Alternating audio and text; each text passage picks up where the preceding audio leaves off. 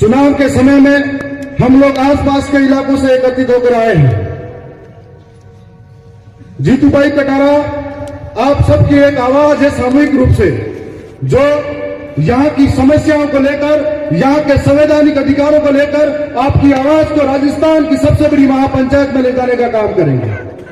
हम लोगों को इस बात को समझना पड़ेगा कि हमारे बुरे वक्त में हमारे साथ में कौन खड़ा रहेगा। हम लोगों को इस बात को समझना पड़ेगा कि यहाँ पर बारी बारी से राष्ट्रीय पार्टियां आई गई, लेकिन उन पार्टियों ने हमारे लोगों को वोट बैंक के लिए इस्तेमाल किया। मैं इस इलाके के अंदर सराड़ा, जैसमंद और सलूमर के कई इलाकों के अंदर नजदीक है तो आया करता हूं।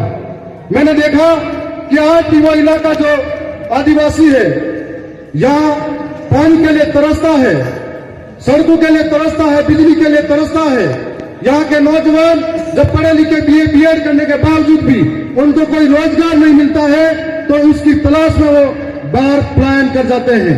कोई शिक्षा की ठोस व्यवस्था नहीं है, अस्पतालों का हालत बिगड़ा हुआ है, लेकिन हम लोगों को आखिर कब तक चुप रहेंगे।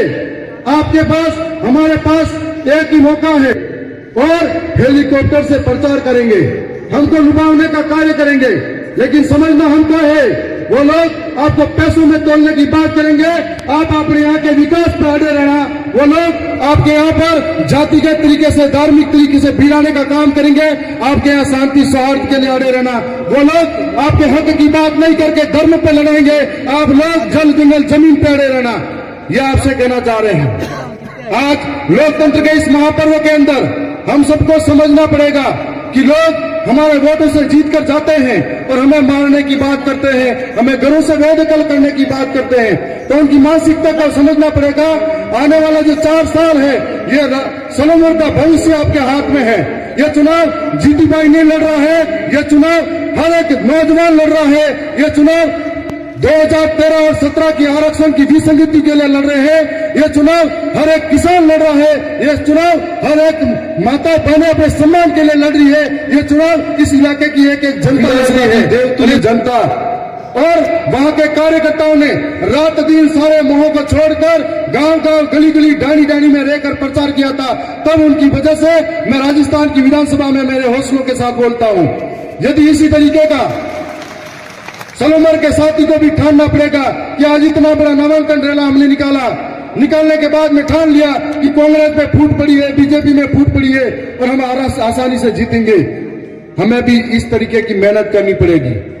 हम लोग दरियावत विधानसभा के नजदीक जो है, तमाम कार्यकर्ता इस बात से उत्सुक है कि सलूमर में हम लोग काम करेंगे, एक एक गांव-गांव, डाली-डाली, गली-गली में जाएंगे और 10 महीने की जो सरकार की नाकामी थी उनके बारे में बताएंगे और किस प्रकार से जीतू भाई जीतेंगे। तो जितनी भी सरकारी योजना है उनका लाभ आप तक पहुंचाने का काम करेंगे।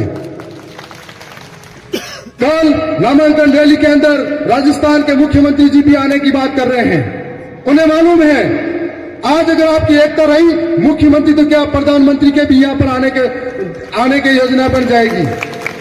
जब मैं उपचुनाव लड़ा था और आम चुनाव भी लड़े थे, तब यहाँ पर कई हेलीकॉप्टर उड़े थे और हमारे पास में, उनके पास तो बड़े बड़े स्टार प्रचारक हैं, उनके पास में मुख्यमंत्री प्रधानमंत्री है, लेकिन हमारे पास में सिर्फ एक ही स्टार प्रचारक है।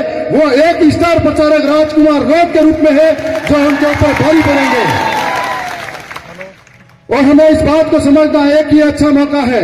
शंकर मेघवाल की घटना जब हुई थी तब इन पार्टियों ने किस तरीके से धोखा किया था। गिंगला के अंदर जो घटना हुई थी तब किस तरीके का धोखा हुआ था। ऐसा ही आप सोचते रहना कि आखिर कब तक सलूमर की कलेक्ट्री के अंदर ज्ञापन देते रहोगे, आखिर कब तक धरना प्रदर्शन रोड पे करते रहोगे। यदि एक व्यक्ति इस आवाज को आप जयपुर तक भेजोगे तो धरना प्रदर्शन और कलेक्ट्री पे जाने की इतनी नौबत कम पड़ जाएगी। जब हम लोग संवैधानिक रूप से उस संविधान की सबसे बड़ी महापंचायत में बोलेंगे, मैं एक बार ये चाहता हूं कि मेरी आधी विधानसभा इस सलूमर जिले के अंदर आती है और बहुत सारे प्रशासनिक काम उदयपुर के अंदर होते हैं। मैं उन लोगों से लड़ता रहता हूं, तब सोचता हूं कि काश कोई और जनप्रतिनिधि मेरे साथ बैठा होता, हम दो मिलकर लड़ते।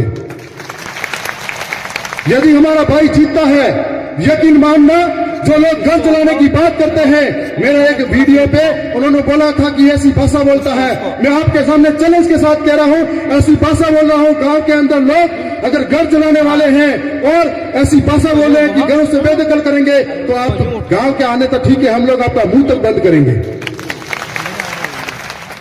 आने वाले समय में आप लोगों को जो 13 तारीख का दिन है, उस ऐतिहासिक दिन को याद करना है। 10 तारीख से पहले गांव गांव गली गली डाणी डाणी के अंदर जाकर ये प्रचार दोहराना है कि इस बार एक परिवर्तन लाना है। जनता उब चुकी है, परिवर्तन चाहती है, 75 सालों का डर्रा खत्म करना चाहती है। और ये लोग, इनके पास कुछ भी सहारा नहीं है, सिर्फ पैसा है, दारू है और इसके अलावा कुछ भी नहीं है। हमारे पास संघर्ष है, मेहनत है। जो गरीब का बेटा है वो गरीब की तकलीफ समझेगा, जो बेरोजगार है वो बेरोजगारों की तकलीफ समझेगा, जो किसान है वो किसानों की तकलीफ समझेगा। इस बात को आपको समझना पड़ेगा। आपके बुरे वक्त में हमेशा खड़े रहे हैं, तो और पूरे विश्वास और उम्मीद के साथ कहता हूं कि यहाँ की जनता समझदार है। बहुत सारे साथी यहाँ आज आ नहीं पाए, जो आए थे दूर दराज कहते वो चले गए, लेकिन इन वीडियो के माध्यम से भी जरूर देखेंगे।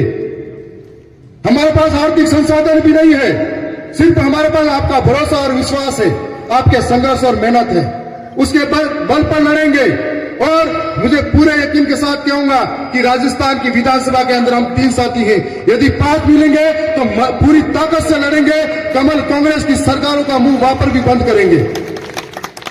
मैं इतना ही कहूंगा अंतिम वक्ता के रूप में।